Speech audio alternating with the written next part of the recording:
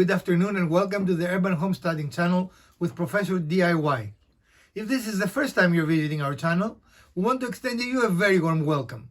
If you have been here before or you're a subscriber, welcome back. We appreciate you visiting again. If today's your birthday, we want to wish you a very happy birthday. So here we are. This is the stump of the tree we fell a couple of weeks ago, right? Mm-hmm.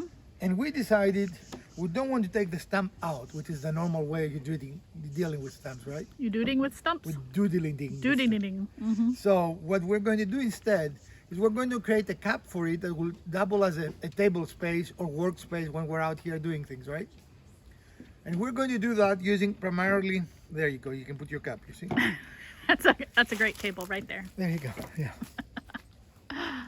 A table mini or a mini table. Right. And we're going to do that using only scraps. Again, this is not going to be finished furniture, right? We want something that is the surface we can put a drink, or maybe we can come out here and have a meal. Something very informal, something rustic, right? Okay. Just making a use of this stamp without having to take it off. Okay. So just using scraps, we're not going to go and buy any material, whatever we have. We are going to build that. So stick around. I understand this is probably not a project that applies to everyone, but still, we'll show you how to make a tabletop using scraps. You can add legs to it and have a normal table, right? Right. So it can be applied. The process will be the same. So friends, using just scraps, this is what we're going to build today. And this is very specific for our needs. This is a tabletop for a stump, which is more than likely not many of you will need as a project, right? But the process of building the tabletop that has this look is very useful, and you can make an indoor table. You're just going to spend more attention to the detail and finish than we did.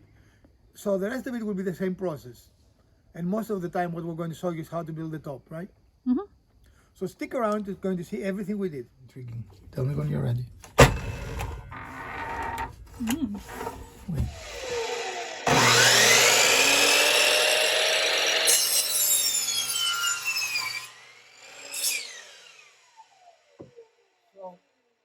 We cut this a little longer than we need because the factory edge is not very good, right? Mm-hmm. So we want to make sure that we have a good edge. And as you can see, this is very good now. Yep. And so now we're going to cut the factory edge off, and we will do that in the dimension we want, right?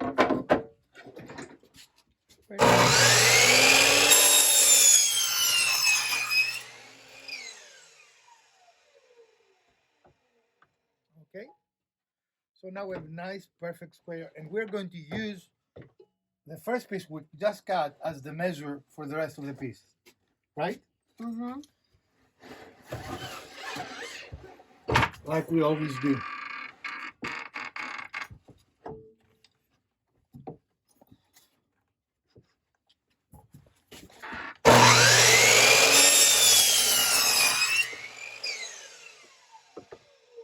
We're going to do the same for the other two sides, and we will continue.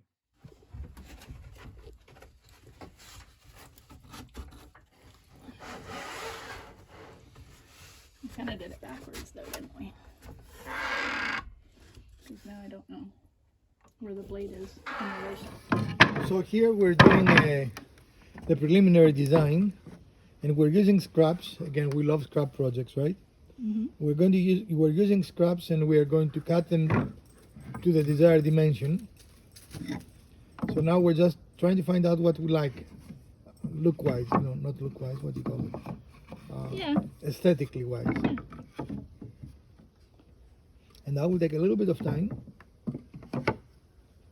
but then we're going to have a good idea of how this is going to end up looking. Mm-hmm. I can take off, you think, another blade? So this takes a little bit of time. This is a process that you have to spend a little bit of time, right? It is ultimately your aesthetic, so you make it look the way you want it. There is no real right and wrong. Would you agree, ladies? Right. Yep. It is whatever you desire.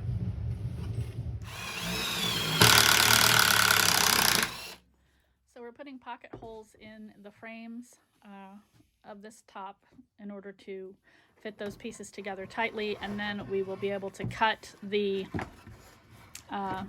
inner pieces, the patchwork part of it, more precisely. And we're going to have to readjust this so it's down a little bit more to accommodate the length of this board.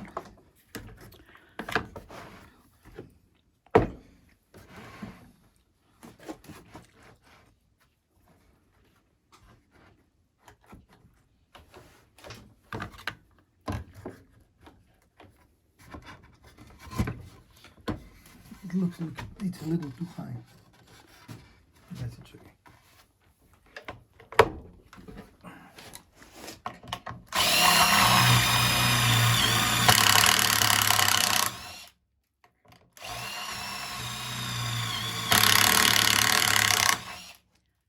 Alright, so now we have pocket holes on both ends, and we're going to do the other boards for the frame, and we'll get it fitted together for you. So because we don't have clamps to do this particular procedure, we're standing on it to apply weight, and then we're lining up the boards so that they are square. And then I'll use the pocket screws. What do you mean? These are awesome clamps. Mm-hmm. I don't think you're in the hole. The screw is in the hole. It is in the hole. Okay.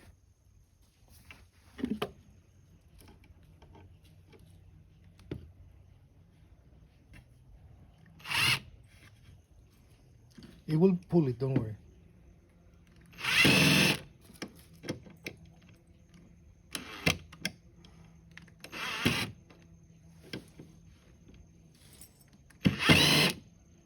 You need to push, honey. It is not fully in. There we go. That's a nice one. What? So we don't have an assembly table, as you know. That will fit this. That will fit most things we make, actually. Yeah, that's true. So once again, we're on the floor, But you can see that the joints are very tight. which is not really critical on this project. No, but they're coming together really nicely, I think. And so then we've got the two other sides to do. Here. Here. Two other sides to do, and the frame will be The idea behind the design is that it will be a patchwork of wood, right? We do not want a direction. We do not want all the boards to face one direction or another, right? or to be consistent width or Right. We need that. We want that randomness that you're seeing here. And now we're at the stage we have a general idea what we want is to start cutting our pieces to fit correctly. Mhm. Now, if you were making a furniture table, maybe I will put the pocket screws on each of these pieces. But I think for our purposes, unless Mrs. DIY decide otherwise, we don't need to do that. okay. And here you see us continue the build of the top. And Mrs. DIY decided to go in a little bit of a circular pattern. You can go in a total random pattern. It really depends what you want. Again, that's the fun part of this project. Mhm. Anything you want is doable. And what we've done so far is cut these so that they're pretty darn snug, and they're kind of just pressure holding in there right Right. now, right? Yep. And so we'll continue on this pattern. Now we are creating the skirting. This will be the same if you're doing a furniture and non-on-site project. But the next step will be different for us, and I will tell you how. So, of course, we're not using great quality wood here. We're using pressure-treated lumber, which is perfect for our purpose, right? Mm-hmm.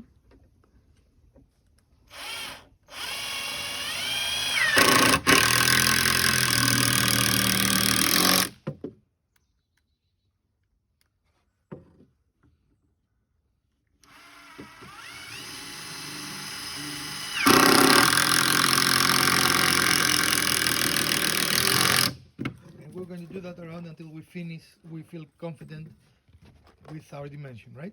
Okay. Okay, so we're building the framework to fit this on the stump. And again, this is specific to our application, but we've measured and we have to build, attach these supporting pieces 7.5 inches in.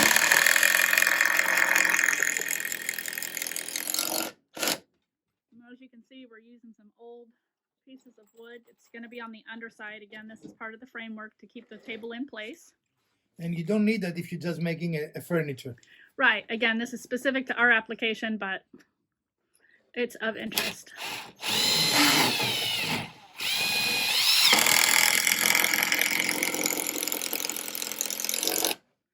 And so we've got one of the long boards, and now we're going to attach that other long board on the other side of that, and then this will go inside the framework that we've built on the bottom of this table here. Here we're using our clamps as Spreaders. spreaders because we had a little bit of a tight situation here. But this is a great example of how using your clamps as a spreaders can be a very useful thing to do in a project, right? Mm-hmm. Not all clamps do this, but most clamps do. If you can take the pads off, Mm-hmm. you can do that. And here is the idea without the top on. And I said earlier that this part is very specific to our needs, right? Mm-hmm. But in reality, if you wanted a table that sits on a pedestal, you will have to do that as well, right? Right. So it can be for every application or just our application. And we have it designed to be like a pressure a pressure fit. You don't have to do that, right? But it's up Right. to you. So now we're going to find a way to attach it to our top. Put it Okay. here and And we'll be good. yeah. For our application, we are screwing from the top to our frame. Of course, if you're doing a furniture, you're going to go from the underside, right? But for our case, the look we're going for is very rustic, very farm-like. So we're comfortable going from the top to the frame, right? Mm-hmm. Yep. But as you can see, that's a very nice top, right? Yeah. Excellent. And makes use of a lot of the scrap wood that we have. That is true. One of our missions is to get rid of scrap wood, right? Mm-hmm.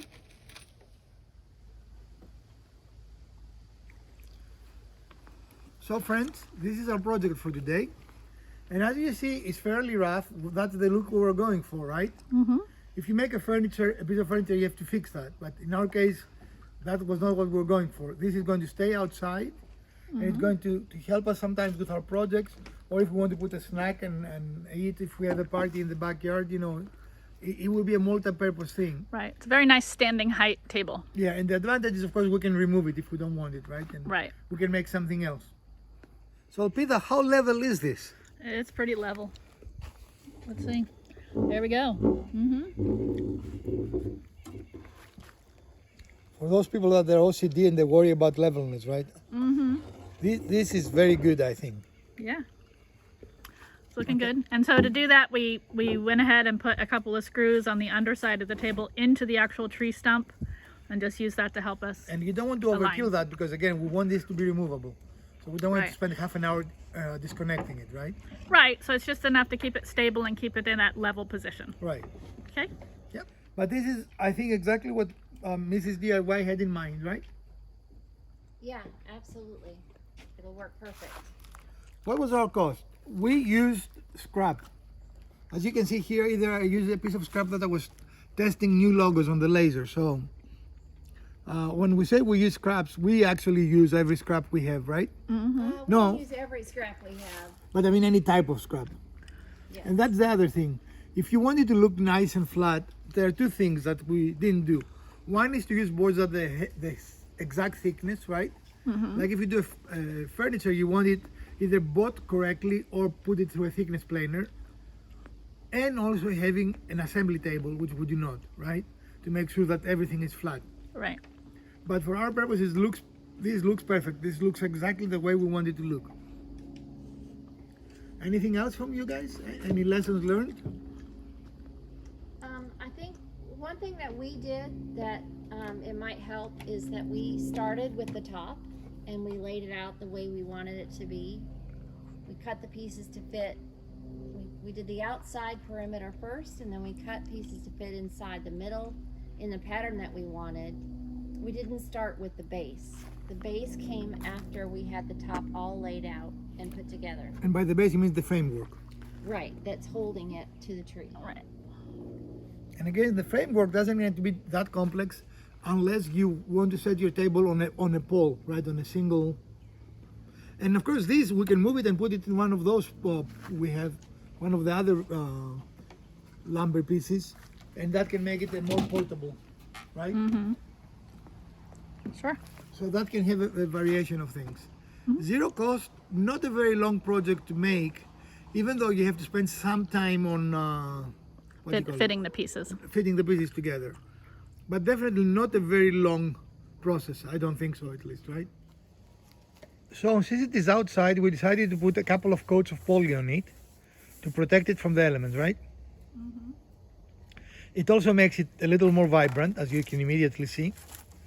So we like that as well, but primarily we do it to protect it from the elements.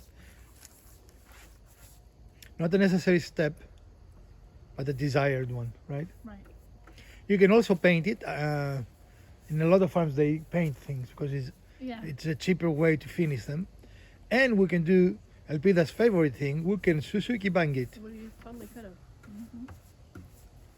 That will also protect it from the elements. Yeah. I think one thing about that is that you would want to do that before you join the boards because they'll shrink a little bit when you. Right, and they might warp a little Right. bit. So You're talking about the Suzuki bang, right? yeah, Yes. because of the heat. If we need to address something as this is ages, we will. But right now we're very, very happy with what it looks. So this will be it for this short episode from Professor DIY, Mrs. DIY and Elpida. Have fun, build things, and we're going to see you next.